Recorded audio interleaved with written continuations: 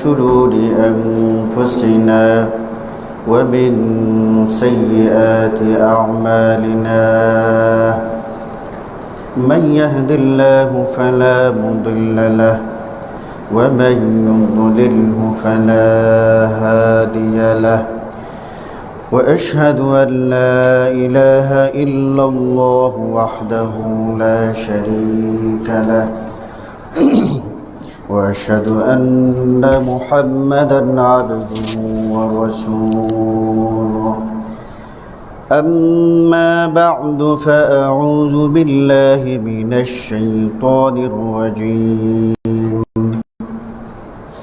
يا أيها الذين آمنوا اتقوا الله حق تقاته ولا تموتن إلا وأنتم مسلمون يا أيها الناس اتقوا ربكم الذي خلقكم من نفس واحدة وخلق منها زوجها وبث منهما رجالا كثيرا ونساء واتقوا الله الذي تساءلون به والأرحام إن الله كان عليكم رقيبا يا أيها الذين آمنوا اتقوا الله وقولوا قولا سديدا يصلح لكم أعمالكم ويغفر لكم ذنوبكم ومن يطع الله ورسوله فقد فاز فوزا عظيما اللهم صل على محمد وعلى آل محمد كما صليت على إبراهيم وعلى آل إبراهيم إنك حميد مجيد اللهم بارك على محمد وعلى آل محمد كما باركت على إبراهيم وعلى آل إبراهيم إنك حميد مجيد সমস্ত প্রশংসা মহান আল্লাহ রাব্বুল আলামিনের জন্য, যিনি আমাদেরকে দারুল হুদা মসজিদে জুমার সালাত আদায় করার উদ্দেশ্যে সমবেত হওয়ার তৌফিক দিয়েছেন। আমরা বলি আলহামদুলিল্লাহ। দুরুদ ও সালাম প্রেরণ করছি বিশ্ব মানবতার মহান শিক্ষক রহমতুল্লিল আলামিন মুহাম্মদুর রাসূলুল্লাহ সাল্লাল্লাহু আলাইহি ওয়াসাল্লামের উপর, যার আনিত বিধান অনুসরণ করার মাধ্যমে রয়েছে মানব জাতির জন্য ইহকালীন কল্যাণ এবং পরকালীন মুক্তি। আমি আপনাদের সামনে কোরবানির ইতিহাস, গুরুত্ব, করণীয় আমল সম্পর্কে আলোচনা করার চেষ্টা করব। ওমা তৌফিক ইল্লা বিল্লাহ আলাইহি তাওয়াক্কালতু ওয়া ইলাইহি উনীব। কোরবানি এটি আরবি শব্দ কুরবান হতে এসেছে, যার অর্থ হচ্ছে নৈকট্য এবং উৎসর্গ। যেমন কোরআনুল কারীমে আল্লাহ রাব্বুল আলামিন বলছেন, কুল ইন্না সলাতি ওয়া নুসুকি ওয়া মাহইয়ায়া ওয়া মামাতি লিল্লাহি রাব্বিল আলামিন। হে নবী, আপনি বলুন, নিশ্চয়ই আমার সলাত, আমার কুরবানি, আমার হায়াত, আমার মৌত একমাত্র আল্লাহ রাব্বুল আলামিনের জন্য নিবেদিত। শরীয়তের শারঈ পরিভাষায় ঈদুল আজহার দিন এবং তাশরিক বা ঈদের পরের তিন দিন আল্লাহর সন্তুষ্টি লাভের উদ্দেশ্যে ইসলামী পদ্ধতিতে যে পশু জবাই করা হয় তাকে কুরবানি বলা হয়। কুরবানির একটা নির্দিষ্ট সময় আছে। এই সময়টা কোন সময়? ঈদুল আজহা,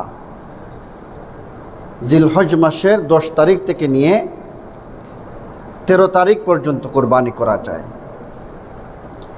এই যে কুরবানির ইতিহাস, সর্বপ্রথম কুরবানির ইতিহাস আমাদের আদি পিতা আদম আলাইহিস সালামের 2 পুত্র কাবিল এবং হাবিলের দেওয়া কুরবানি থেকেই কুরবানির রীতি চালু হয়েছে। তারপর থেকে সকল উম্মতের শরীয়তে এই নিয়ম ছিল।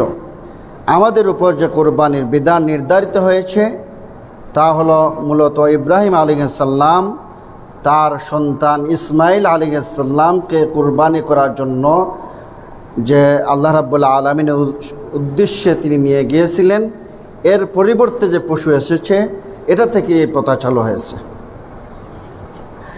তো কাবিল এবং হাবিলের কোরবানির ইতিহাস সম্পর্কে আল্লাহ রাব্বুল আলামিন মুহাম্মদুর রাসূলুল্লাহ সাল্লাল্লাহু আলাইহি সাল্লামকে জানিয়েছেন যে ওয়াতলু আলাইহিম নাবা ইবনাই আদম বিল হক ইয ক্বাররাবা কুরবানান ফাতুকব্বিলা মিন আহাদিহিমা ওয়া লাম ইউতাকাব্বাল মিনাল আখার ক্বালা লা আকতুলান্নাক ক্বালা ইন্নামা ইয়াতাকাব্বালুল্লাহু মিনাল মুত্তাকিন।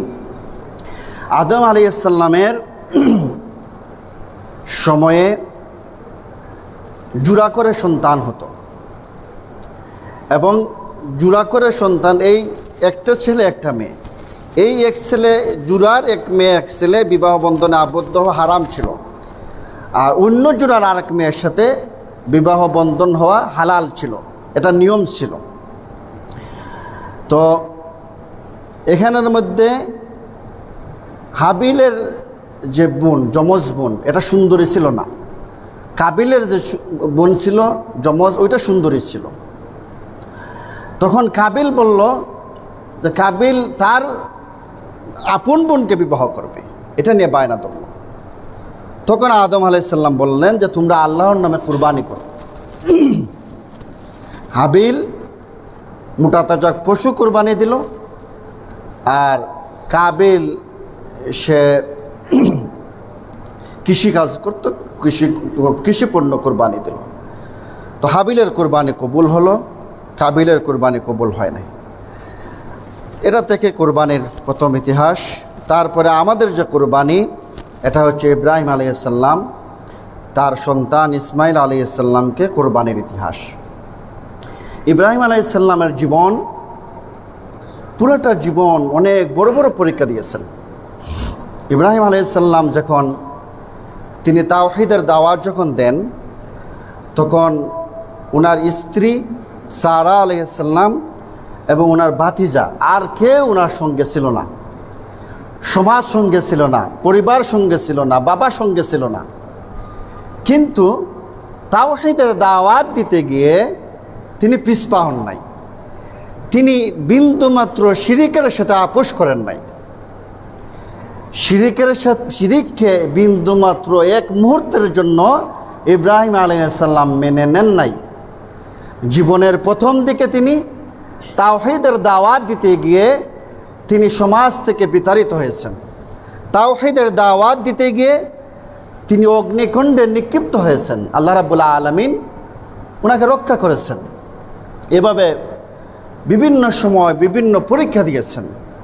সন্তান যখন জন্মগ্রহণ করল, আল্লাহ রাব্বুল আলামিন নির্দেশনা দিলেন যে তুমি তাকে মক্কায় রেখে আসো। এমন জায়গায় রেখে আসলেন যেখানে কোনো মানুষ নাই, যেখানে কোনো ঘর নাই, বাড়ি নাই, কিছুই নেই, ওই অবস্থায় রেখে আসলেন। এবং এই সন্তান যখন একটা পরিণত বয়সে আসলো, ফালাম্মা বালাগা মাআহু সা'য়া ক্বালা ইয়া বুনাইয়া ইন্নী আরা ফিল মানাম। সন্তান যখন একটা পরিণত বয়সে আসলো, ইসমাইল আলাইহিস সালাম, শিশু ইসমাইল যখন একটা পরিণত বয়সে আসলো, পিতার সাথে চলাফেরা করতে পারে এমন একটা বয়সে আসলো, তখন পিতা তার সন্তানকে ডেকে বললেন, ক্বালা ইয়া বুনাইয়া ইন্নী আরা ফিল মানাম, যে হে আমার সন্তান, আমি একটা স্বপ্ন দেখেছি, আন্নী আযবাহুকা ফানজুর মাযা তারা, যা আমি তোমাকে জবাই করতেছি, এই বিষয়ে তোমার মন্তব্য কি? সুবহানাল্লাহ। তখন সন্তান বলল, ক্বালা ইয়া আবাতি ফাআল মা তু'মার সাতাজিদুনি ইনশাআল্লাহু মিনাস সাবিরিন। ইব্রাহিম আলাইহিস সালামের যখন সন্তান প্রয়োজন ছিল, তিনি আল্লাহ রাব্বুল আলামিনের কাছে দোয়া করছেন, রব্বি হাবলি মিনাস সালিহিন, হে রব আমাকে সালেহ সন্তান দান করেন, নেক সন্তান দান করেন। আর সন্তান এমনভাবে গঠন হয়েছে, সন্তানকে এমনভাবে তিনি তৈরি করেছেন, সুবহানাল্লাহ। তিনি যখনই বললেন আমি স্বপ্নে এরকম দেখছি, তোমাকে আল্লাহর নামে জবাই করতেছি, সন্তান সাথে সাথেই বলল, ক্বালা ইয়া আবাতি ফাআল মা তু'মার সাতাজিদুনি ইনশাআল্লাহু মিনাস সাবিরিন। সে আমার পিতা, আপনাকে যা আদেশ করা হয়েছে আপনি তাই করুন, ইনশাআল্লাহ আপনি আমাকে ধৈর্যশীলদের মধ্যে পাবেন। সুবহানাল্লাহ। ইব্রাহিম আলাইহিস সালাম নিজেই বড় ইমানদার, নিজেই পরীক্ষায় পাশ করছেন এমন না, ওনার সন্তানকেও এমনভাবে গঠন করেছেন। সুবহানাল্লাহ। স্বপ্ন দেখার সাথে সাথে বলছেন, সাথে সাথেই সন্তান বলছে আপনি যেরকম নির্দেশনা পাইছেন ওই রকম পালন করেন। সুবহানাল্লাহ। তখন তারা দুজনই প্রস্তুত হয়ে গেলেন। সন্তানকে তিনি আল্লাহর নামে উৎসর্গ করে দিবেন, জবাই করে দিবেন। ওয়ানাদাইনাহু আইয়া ইব্রাহিম। অতঃপর তারা বাবা ছেলে উভয়ই যখন আনুগত্য প্রকাশ করল এবং ইব্রাহিম তাকে জব করার জন্য কাঁধ করে শুয়ে দিলেন, তখন ফালাম্মা আসলামা ওয়া তাল্লাহু লিল জাবিন, তারা দুজনই জবাই করা হওয়ার জন্য প্রস্তুত। একজন জবাই করবেন, একজন জবাই হবেন, প্রস্তুত হয়ে গেলেন। তখন আল্লাহ রাব্বুল আলামিন বললেন, ক্বাদ সাদ্দাকাতার রুয়া ইন্না কাযালিকা নাজজিল মুহসিনিন। হে ইব্রাহিম, তুমি তো স্বপ্নকে বাস্তবে পরিণত করে ছাড়লে। সুবহানাল্লাহ। নিশ্চয়ই আমি সৎকর্মশীলদের প্রতিদান দিয়ে থাকি। সুবহানাল্লাহ। ইব্রাহিম আলাইহিস সালাম, দেখেন একটা বিষয়, ইব্রাহিম আলাইহিস সালাম যখন সন্তানকে জবাই করার জন্য নিয়ে গেলেন, আর সন্তান যখন জবাই হওয়ার জন্য প্রস্তুত হয়ে গেলেন, বাপ বেটা দুজনই কিন্তু এটা জানেন না যে জবাই করা লাগবে না এবং জবাই হওয়া লাগবে না। দুজনই একজন জবাই করার জন্য পুরোপুরি প্রস্তুত, একজন জবাই হওয়ার জন্য পুরোপুরি প্রস্তুত। সুবহানাল্লাহ। তাহলে এটার নাম হচ্ছে কুরবানি, এটার নাম হচ্ছে ত্যাগ। আমরা সাধারণত একটু টাকা পয়সা কুরবানি করতে প্রস্তুত না, একটু সময় কুরবান করতে প্রস্তুত না। সন্তান ঘুমিয়ে আছে, ফজরের সময় কীভাবে ডাকবেন, সন্তানের ঘুমটা ভেঙে যাবে। সন্তান সালাত আদায় করে না, একটু ধমক দিতে মন চায় না, সন্তানকে একটু শাসন করতে মন চায় না।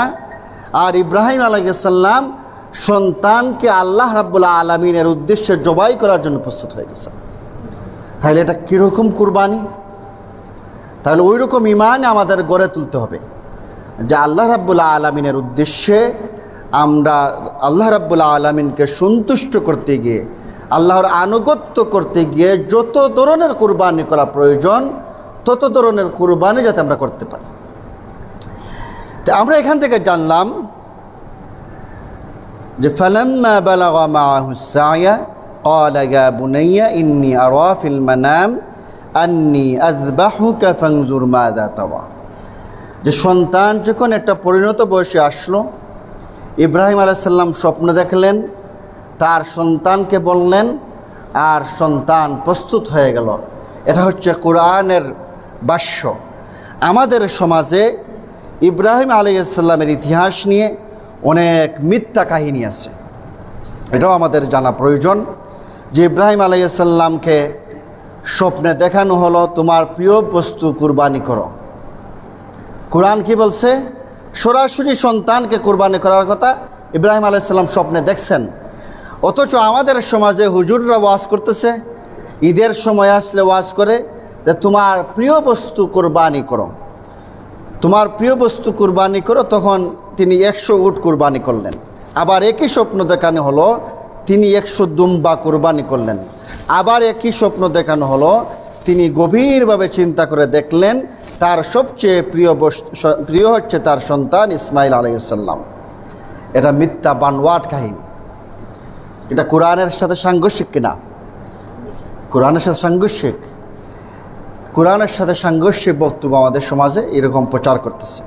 তখন ইব্রাহিম আলাইহিস সালাম তার স্ত্রী হাজেরাকে আলাইহিস সালামকে বললেন ছেলেকে গোসল করে সাজিয়ে গুছিয়ে দেওয়ার জন্য বললেন। তিনি ছেলেকে নিয়ে দাওয়াত খেতে যাবেন। জবাইয়ের আগে ইসমাইল আলাইহিস সালাম তার পিতা হযরত ইব্রাহিমকে বললেন তিনি যেন তাকে শক্ত করে বেঁধে নেন, যেন বাবার গায়ে হাত বা ছুড়াছুরি সময় পা লেগে না যায়। এরকম কথা শুনছেন কিনা? এটা কি কোরআনের সাথে সাংঘর্ষিক কিনা? এইরকম যারা প্রতিনিয়ত আমাদের বক্তব্য শোনায়, এদের বক্তব্য শোনা উচিত কিনা? যারা কোরআনের সাথে সম্পূর্ণ সাংঘর্ষিক বক্তব্য, যেখানে বলা হচ্ছে যে স্বপ্নে দেখছি তোমাকে জবাই করো, স্বপ্নে দেখছি তোমাকে আমি জবাই করতেছি, ছেলে বলতেছে আপনি আমাকে জবাই করে ফেলেন, আপনার নির্দেশ পালন করুন। আর এখানে বলতেছে 100 উট কোরবানি করলেন, হাত পা বাঁধার কথা বললেন। এইরকম ঘটনা এইভাবে দেখা যায় আমাদের সমাজে এরকম ওয়াজ সমাজের মধ্যে প্রচলিত আছে।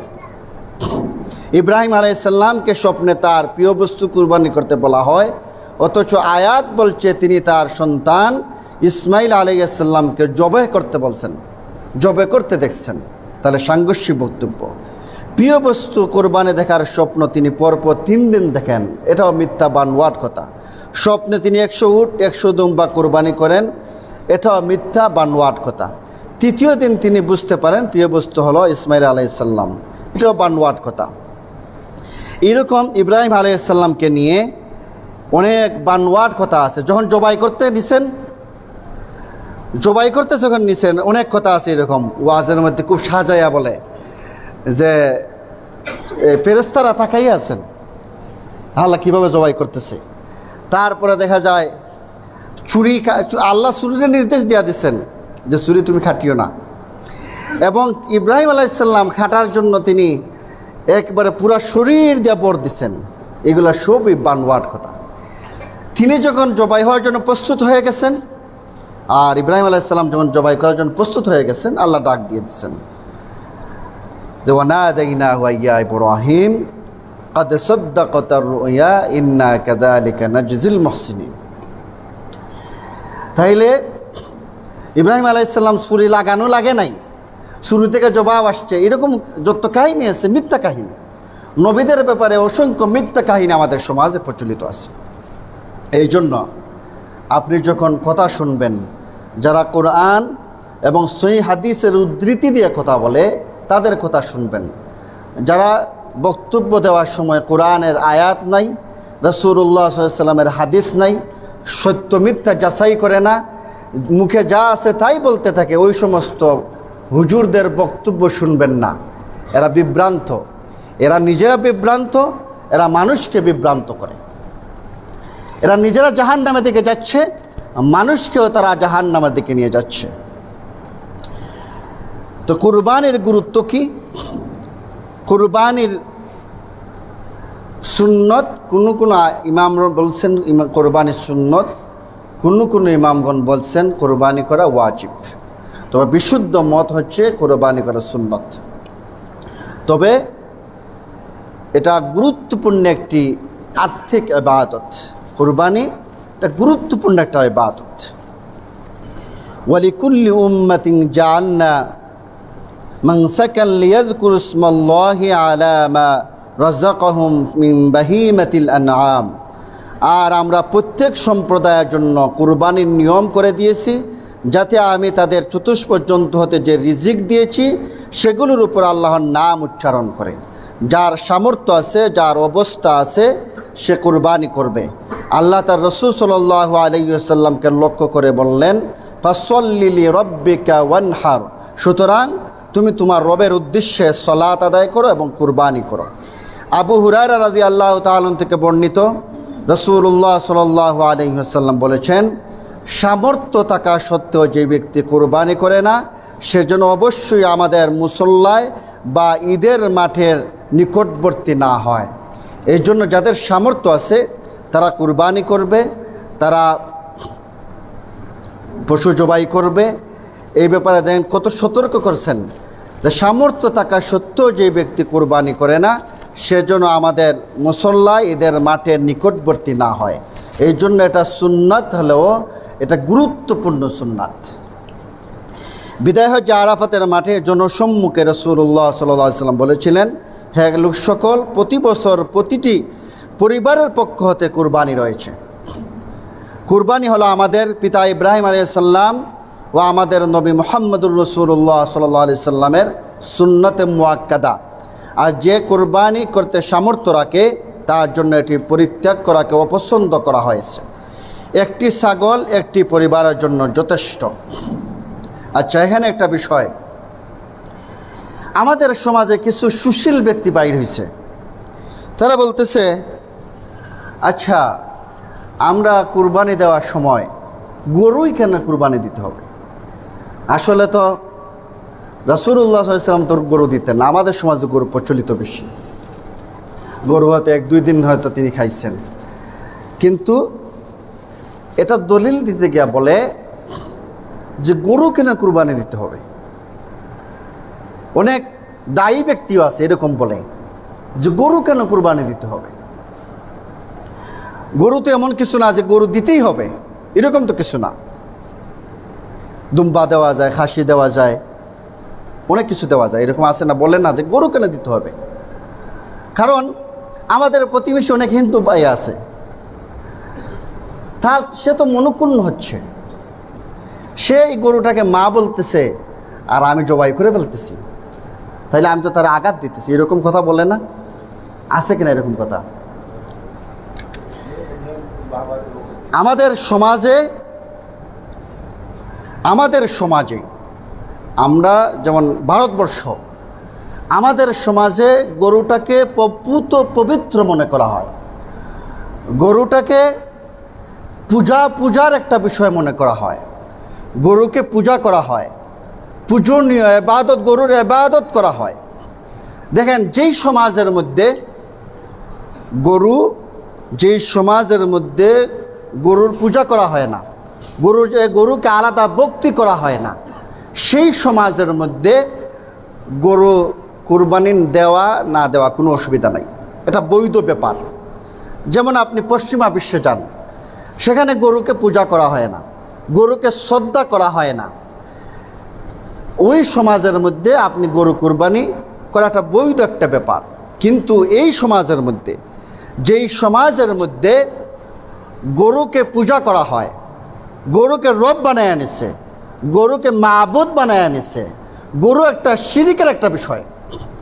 এই যে কুরবানির শিক্ষা, এই যে কুরবানি কোথা থেকে আসছে? ইব্রাহিম আলাইহিসসালামের শিক্ষাটা কি? তিনি জীবনের শিক্ষা প্রথম শুরুই করলেন, বাবাকে তিনি দাওয়াত দিলেন, তার পরিবারকে দাওয়াত দিলেন, তার সমাজকে দাওয়াত দিলেন। কিসে দাওয়াত দিলেন? তাওহীদের দাওয়াত দিলেন, শিরকের বিরুদ্ধে অবস্থান নিলেন। এই শিরকের বিরুদ্ধে অবস্থান নিতে গিয়ে ইব্রাহিম আলাইহিসসালাম অগ্নিকুণ্ডে নিক্ষিপ্ত হলেন, কিন্তু তারপরও সামান্যতম সমঝোতা তিনি করেন নাই। সমাজ থেকে বিতাড়িত হলেন, তারপরও সামান্যতম কোনো ধরনের কোনো সমঝোতা তিনি করেন নাই। আমাদের সমাজে দেখেন না, অনেক ইসলামী দল আছে, অনেক ইসলামী গ্রুপ আছে, তারা শিরকের সাথে আপোষ করে ফেলতেছে, তারা পূজা এবং রোজাকে মিলিয়ে ফেলতেছে, তার কাছে শিরিক কোনো বিষয়ই না। সে স্মৃতিসৌধকে শ্রদ্ধা জানাচ্ছে, অতটা শিরকের একটা বিষয়। তাহলে নবীদের কাজ কি? ওয়ালাকাদ বাআসনা ফি কুল্লি উম্মাতির রাসূলান আন ইউবুদুল্লাহা ওয়াজতানিবুত তাগুত। প্রত্যেক নবী তার কওমকে দাওয়াত দিয়েছেন যে একমাত্র তোমরা আল্লাহর ইবাদত করো এবং তাগুতকে অস্বীকার করো। তাগুত কি? তাগুত হচ্ছে আল্লাহকে বাদ দিয়ে যার ইবাদত করা হচ্ছে সেটাই হচ্ছে তাগুত। আল্লাহকে যেখানে আদেশ, আল্লাহর আদেশ যেখানে মানার কথা, ওইখানে যদি আর কারো আদেশ মানেন, এটা হচ্ছে তাগুত। তাহলে আমাদের সমাজের মধ্যে গরু একটা পূজনীয় বিষয়, গরু একটা পূজনীয় বিষয়। বনি ইসরাইলকে আল্লাহ রাব্বুল আলামিন, মুসা আলাইহিস সালামের কওমকে আল্লাহ রাব্বুল আলামিন যে বাছুর কুরবানি দেওয়ার কথা বলছিলেন, মুফাসসিরিন কেরাম বলছেন যে তাদের অন্তরে যে গরুর একটা শ্রদ্ধা জাগ্রত হয়েছে, এই শ্রদ্ধাকে মিটানোর জন্যই তাদেরকে, এটা একটা কারণ যে তাদেরকে গরু জবাই করার কথা বলা হয়েছিল। তাইলে আমাদের সমাজে গরুই কুরবানি করা উচিত। এই যে শিরিকের বিরুদ্ধে অবস্থান নেওয়ার জন্যে, শিরিকের বিরুদ্ধে প্রতিবাদ করার জন্যে, যে গরু এটা তেমন, এটা পূজনীয় কিছু না। কারণ আপনি যদি মেনে নেন যে তাদের প্রতি শ্রদ্ধা জানাতে গিয়ে আমি গরু কুরবানি বাদ দিয়ে দিলাম, তাহলে কিছুদিন পরে তাদের সাথে মিশতে আপনার আপনারও গোমাতার প্রতি শ্রদ্ধা জাগ্রত হয়ে যাবে। কোনো অমুসলিম যখন মুসলিম হবে, কোনো হিন্দু যখন মুসলিম হবে, তার গরুর প্রতি ঠিকই শ্রদ্ধা জাগ্রত থাকবে। তাইলে এটাকে যেহেতু ইবাদত করতেছে, অতএব এটাকে এখানেই কুরবানি করে দেখাতে হবে, যেটা ইবাদতের বস্তু নয়, এটা পূজনীয় বস্তু নয়, এটা প্রতিবাদ স্বরূপ গরুকে কুরবানি করতে হবে। আপনার সামর্থ্য নাই, আপনি শরিক হয়ে গরুই কুরবানি দেন। একজন অমুসলিম হিন্দু মুসলিম হলো, কিন্তু সে যদি গরু না খায়,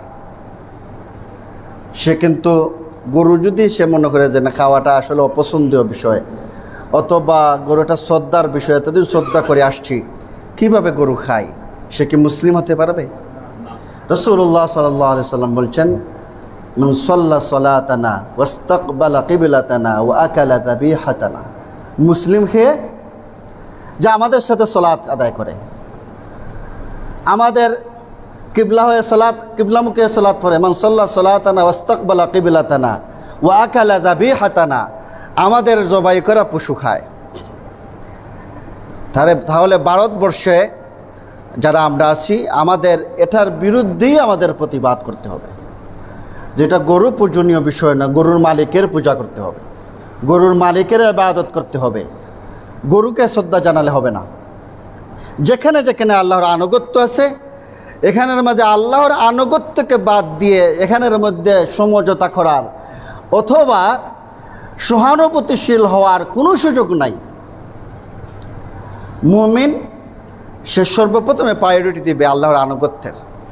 যেখানে আল্লাহর আনুগত্যের বিষয় আসবে, সেখানের মধ্যে এটা দেখার কোনো সুযোগ নাই যে আর কোন ভাই বেজার হচ্ছে অথবা সে মনক্ষুণ্ণ হচ্ছে কিনা, এটা দেখার কোনো সুযোগ নাই। আচ্ছা, অনেক মুসলিম তো এরকম আছেই যারা গরু কুরবানি দেয় না, সে বকরি কুরবানি দেয় অথবা আরও অন্য কিছু কুরবানি দেয়। কোনো হিন্দু কি এরকম আছে যে আমাদের আঘাত কোন বিষয়ে লাগে সবচেয়ে বেশি? যখন আল্লাহর সাথে কাউকে শরিক করা হয়, এটা সবচেয়ে বেশি আঘাত আমাদের লাগে। কারণ পৃথিবীতে যত গুনাহ আছে, সবচেয়ে বড় গুনাহ হচ্ছে ইন্না শিরকা লাযুলমুন আযীম। শিরিক হচ্ছে সবচেয়ে বড় গুনাহ, সবচেয়ে বড় অপরাধ।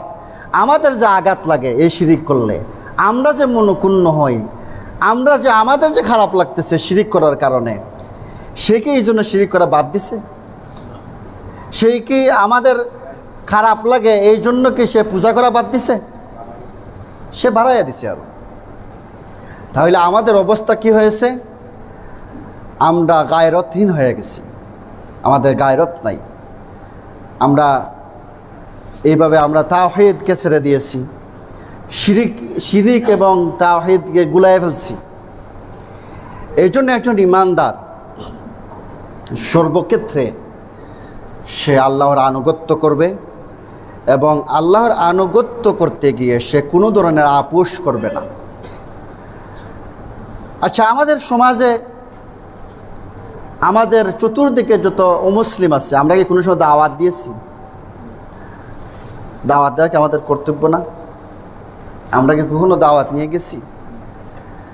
ওয়াযকুর ফিল কিতাবি ইব্রাহিম ইন্নাহু কানা সিদ্দীকান নাবিয়্যা ইয ক্বালা লিআবিহি ইয়া আবাতি লিমা তা'বুদু মা লা ইয়াসমাউ ওয়া লা ইউবসিরু ওয়া লা ইউগনি আনকা শাইআ।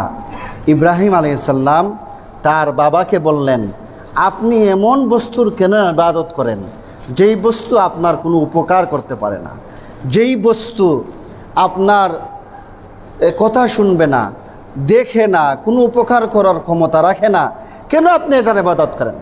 তার সেম কথাই বললেন যে আপনারা যে ইবাদত করতেছেন এটা তো কারো কোনো ক্ষতি করারও কোনো তার ক্ষমতা নাই, তার এই উপকার করারও কোনো ক্ষমতা নাই, তাহলে আপনারা এই বস্তুর ইবাদত কেন করেন?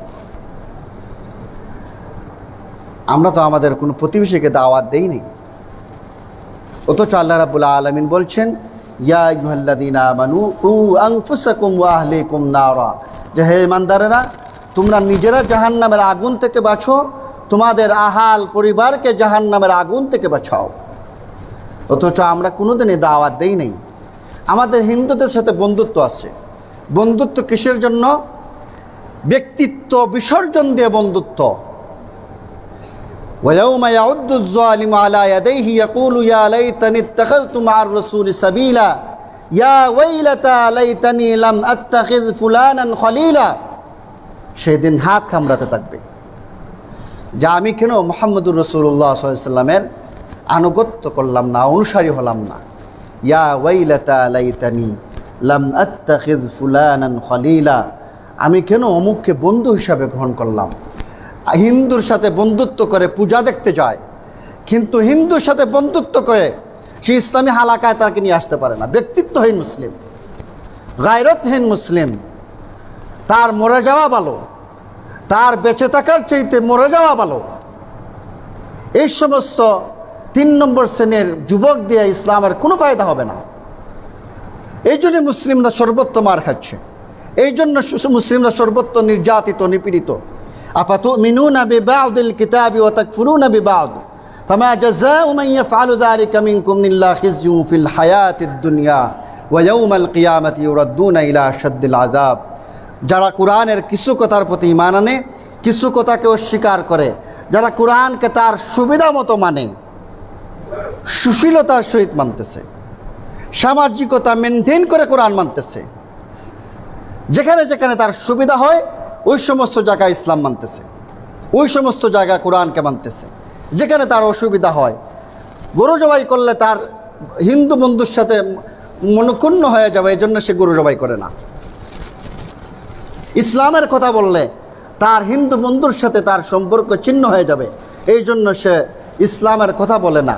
এই যে কোরআনের কিছু কথা মানতেছে, কিছু কথাকে অস্বীকার করতেছে, আল্লাহ রাব্বুল আলামিন বলছেন দুনিয়ার জীবনে জিল্লতির জীবন ছাড়া তার নতিজা, তার পুরস্কার আর কি হতে পারে?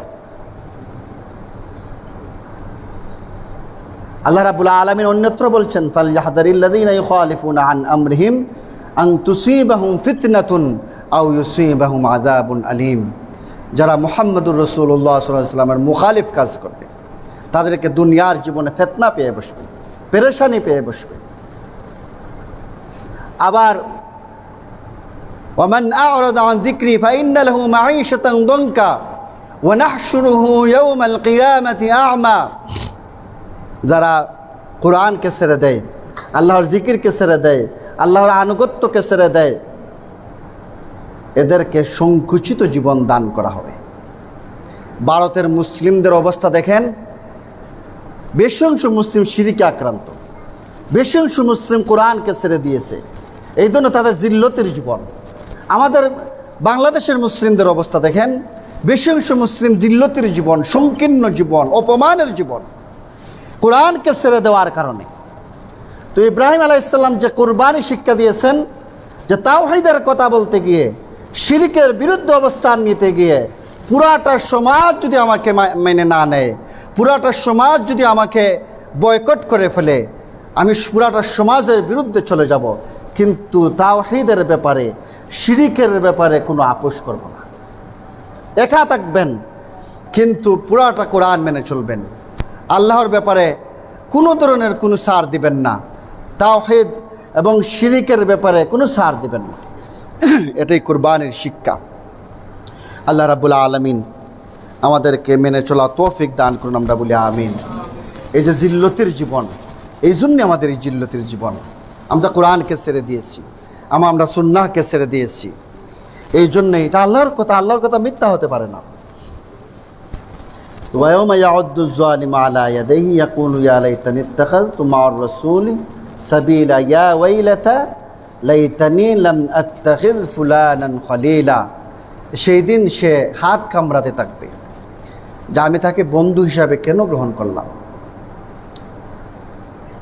ফ্রেন্ডশিপ করতেছে, এই ফ্রেন্ডশিপটা ইসলামের জন্য না, এই বন্ধুত্ব ইসলামের জন্য না।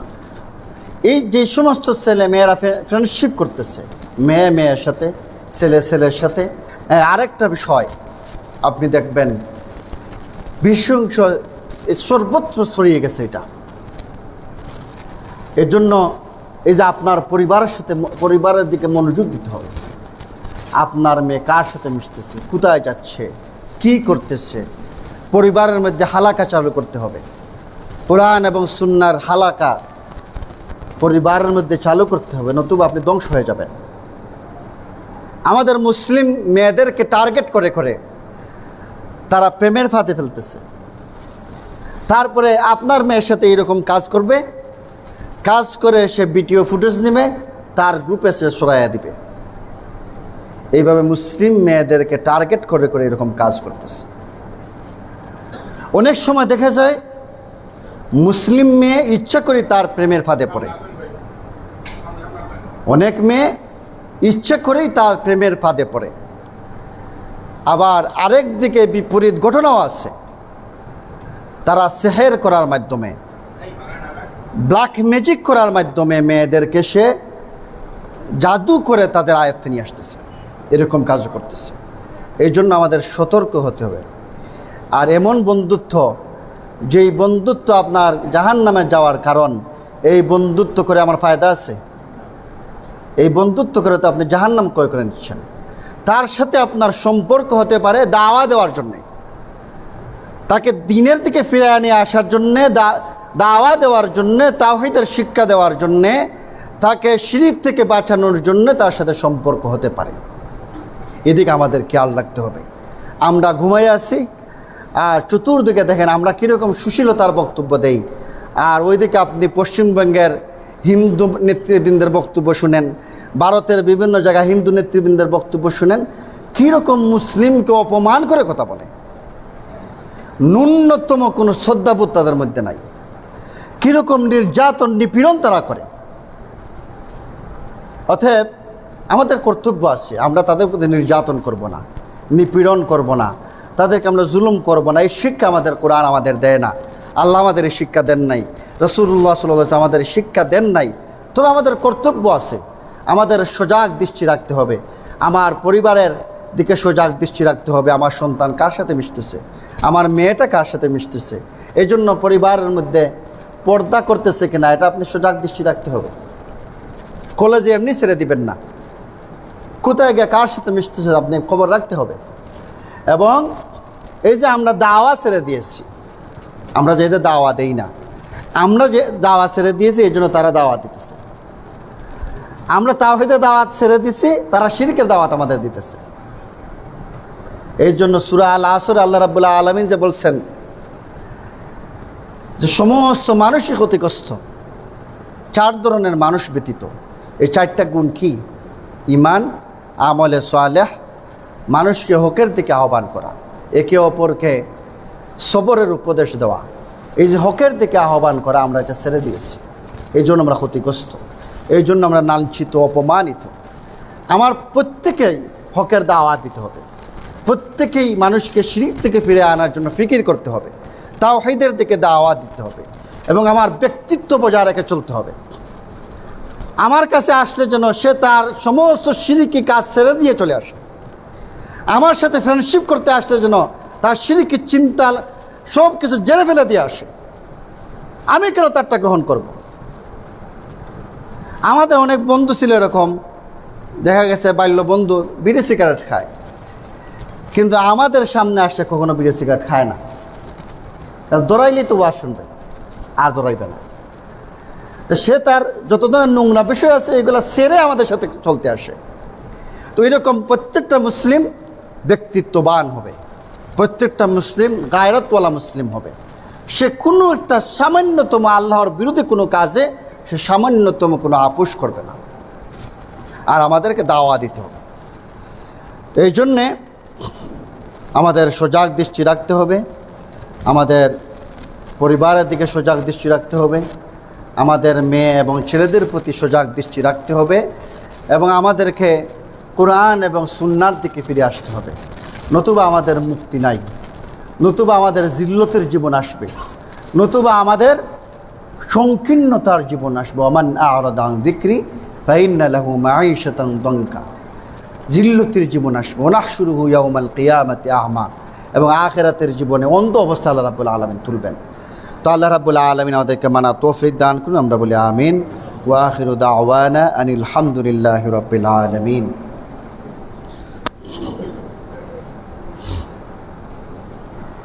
আলহামদুলিল্লাহ ওয়াসসালাতু ওয়াসসালামু আলা রাসূলিল্লাহ আম্মা বা'দু ফাইন্না খায়রাল হাদিসি কিতাবুল্লাহ ওয়া খায়রাল হাদী হাদী মুহাম্মাদিন সাল্লাল্লাহু আলাইহি ওয়াসাল্লাম ওয়া শাররাল উমুরি মুহদাসাতুহা ওয়া কুল্লু মুহদাসাতিন বিদআহ ওয়া কুল্লু বিদআতিন দালালাহ ওয়া কুল্লু দালালাতিন ফিন-নার قال الله تعالى إن الله وملائكته يصلون على النبي يا أيها الذين آمنوا صلوا عليه وسلموا تسليما اللهم صل على محمد وعلى آل محمد كما صليت على إبراهيم وعلى آل إبراهيم إنك حميد مجيد اللهم بارك على محمد وعلى آل محمد كما باركت على إبراهيم وعلى آل إبراهيم ইন্নাকা হামিদুম মাজিদ।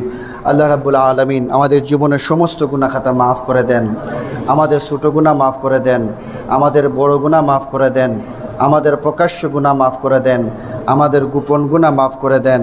রব্বানা যালামনা আনফুসানা ওয়া ইল্লাম তাগফির লানা ওয়া তারহামনা লানাকুনান্না মিনাল খাসিরিন। হে আমাদের রব, আমরা নিজেদের নফসের উপর বড় জুলুম করেছি, আপনি যদি আমাদের ক্ষমা না করেন আমরা ক্ষতিগ্রস্তদের অন্তর্ভুক্ত হয়ে যাব। আমাদের সম্মান মর্যাদা এটা তাওহীদের উপর নির্ভর করে। আমাদের সম্মান রয়েছে ইসলামের মধ্যে, আমাদের সম্মান রয়েছে আল্লাহর আনুগত্য করার মধ্য দিয়ে। এই জন্যে আমরা আমাদের সম্মান মর্যাদা, আমাদের ভয়হীনতা, এগুলো সব কিছু আল্লাহর আনুগত্যের মধ্যে। আপনি দেখেন ইব্রাহিম আলাইহিস সালাম যে দাওয়া দিলেন, ইব্রাহিম আলাইহিস সালাম যে সমাজের বিরুদ্ধে অবস্থান নিলেন, কেউ সাথে নাই, কোনো শেল্টার নাই, কোনো মানুষ নাই, কোনো ধরনের লোকবল নাই, কোনো দলীয় পাওয়ার নাই, কিছুই নাই। ভরসা কার প্রতি ছিল? আল্লাহ রাব্বুল আলামিনের প্রতি ভরসা ছিল। এই জন্য আমাদের সর্বাবস্থায় আল্লাহ রাব্বুল আলামিনের প্রতি ভরসা করবে। মুসলিম মাত্রই আল্লাহ রাব্বুল আলামিনের প্রতি ভরসা করবে। সে যদি একজনও মুসলিম থাকে, ইব্রাহিম আলাইহিস সালামকে যেভাবে আল্লাহ রাব্বুল আলামিন অগ্নিকুণ্ড থেকে আপনি রক্ষা করেছেন, ওই রকম একজন মুসলিমও যদি তাকে হবিগঞ্জের মাটিতে এই একজন মুসলিমকে আল্লাহ রাব্বুল আলামিন রক্ষা করবেন। মূসা আলাইহিস সালামকে যেভাবে রক্ষা করেছেন ওইভাবে রক্ষা করবেন। যদি ওই রকম ঈমান, ওই রকম আল্লাহ রাব্বুল আলামিনের প্রতি তাওয়াক্কুল থাকে, ওই রকম যদি আকীদা বিশ্বাস থাকে, যেমন রাসূলুল্লাহ সাল্লাল্লাহু আলাইহি সাল্লামকে আল্লাহ রাব্বুল আলামিন তার সাথীগণকে যেইভাবে রক্ষা করেছিলেন, যেভাবে সহযোগিতা করেছিলেন, মাত্র ৩১৩ জন সাহাবী ১,০০০ অমুসলিমের মাধ্যমে জয়লাভ করেছে। এইভাবে দেখা যায় যতবারই অমুসলিমের সাথে মোকাবেলা হয়েছে ততবারই মুসলিমদের সংখ্যা কম, অমুসলিমদের সংখ্যা বেশি। এবং মুসলিমদের অস্ত্র নাই, মুসলিমদের প্রযুক্তি নাই, মুসলিমদের কিছুই নাই, শুধুমাত্র ঈমান ছিল। ঈমান থাকার কারণে আল্লাহ রাব্বুল আলামিন সাহায্য করেছেন। তাহলে আমাদের এখনও যদি ঈমান থাকে, আল্লাহ রাব্বুল আলামিন সাহায্য করবেন কিনা? তাহলে ঈমানের মধ্যেই আমাদের সম্মান, ঈমানের মধ্যেই আমাদের মর্যাদা, ঈমান আনয়ন করার মাধ্যমে আমাদের নিরাপত্তা। আল্লাহ রাব্বুল আলামিন আমাদেরকে সমস্ত ধরনের শিরিক এবং বেদাতকে পরিত্যাগ করে কোরআন এবং সুন্নাহের একনিষ্ঠ অনুসারী হওয়ার তৌফিক দান করুন, আমরা বলি আমিন। একমাত্র আমাদেরকে কোরআন এবং সুন্নাহর দিকেই ফিরে আসতে হবে। কোরআন এবং সুন্নাহর দিকে ফিরে আসলেই মর্যাদা পাবেন, কোরআন এবং সুন্নাহর দিকে ফিরে আসলেই নিরাপত্তা পাবেন, এবং আপনি ইবাদত করে মজা পাবেন, স্বাদ পাবেন। যখন কোরআন এবং সহিহ সুন্নাহর অনুসরণ করবেন তখন ইবাদত করে মজা পাবেন, ইবাদত করে তৃপ্তি পাবেন, আপনার অন্তরে সাকিনা নাজিল হবে। সুবহানাল্লাহ। আল্লাহ রাব্বুল আলামিন তৌফিক দান করুন, আমাদেরকে বেদাত থেকে বেঁচে থাকা তৌফিক দান করুন, হারাম থেকে বেঁচে থাকা তৌফিক দান করুন। আমাদের মুসলিমরা যেখানে নির্যাতিত আছে, নিপীড়িত, আল্লাহ রাব্বুল আলামিন সাহায্য সহযোগিতা করুন, আমাদেরকে নিরাপত্তা দান করুন, আমাদের সম্মান মর্যাদা বাড়িয়ে দেন, আমাদের এই মসজিদকে কোরআন এবং সুন্নাহের একটা মারকাজ বানিয়ে দেন। আমাদের মধ্যে যারা অসুস্থ আছে তাদেরকে সুস্থতা দান করেন, আমাদের মধ্যে যারা মুসিবতে আছে তাদের মুসিবত দূর করে দেন, আমাদের মধ্যে যেই পেরেশানিতে আছে তাদের সেই পেরেশানি দূর করে দেন, আমাদের মধ্যে যারা ঋণগ্রস্ত আছে তাদের ঋণ থেকে মুক্তি দান করেন, আমাদের মধ্যে যেই ব্যক্তি যে কষ্টে আছে আল্লাহ রাব্বুল আলামিন তার সেই কষ্ট দূর করে দেন, আমাদের মধ্যে যারা কবরস্থ হয়ে গেছে তাদের কবরকে জান্নাতের বাগান বানিয়ে নেন, আমাদের মসজিদকে যারা টাকা দিয়ে, পয়সা দিয়ে, শ্রম দিয়ে, বুদ্ধি দিয়ে যে যেইভাবে সহযোগিতা করতেছে আল্লাহ রাব্বুল আলামিন সবাইকে কবুল করে নেন। রব্বানা তাকাব্বাল মিন্না ইন্নাকা আনতাস সামিউল আলিম ওয়া তুব আলাইনা ইন্নাকা আনতাত তাওয়াবুর রহিম।